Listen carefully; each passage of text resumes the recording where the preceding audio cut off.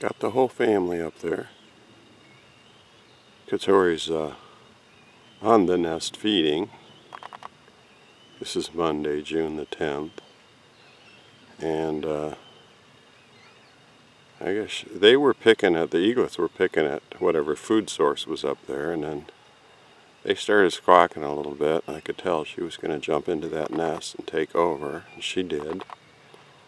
And now Dakota, who was perching on a lower tree closer to the water's edge, he came up to see what was happening, and now he's perched up there. It's not often I get the four of them together. It's been rainy and wet, but it looks like the sun's finally going to come out and start to dry things up a bit. So, finally, we've really had our share of rain. Now it looks like he might be getting ready to take off, Dakota. There he goes.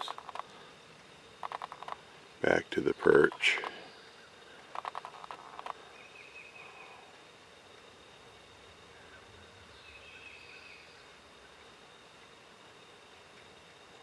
He just came to check things out.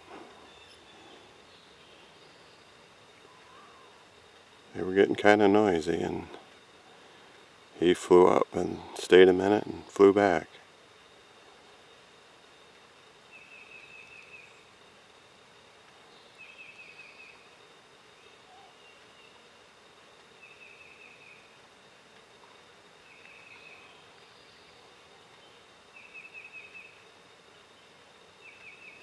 They're feeding themselves now. I mean, they still get fed by Katori, beak to beak, but you can see them picking at the food source inside the nest. So, I mean, at some point, you know, they're 8 weeks old actually today. You know, they have to learn to tear food apart themselves, and 4 weeks the next step will be learning to fly, and then once they learn to fly, they need to learn how to hunt, get their own food, and then they'll have their independence and take their liberties to leave the nest. They should come back in about 5 years when they reach maturity, come back to the area of their clutch and start their own family.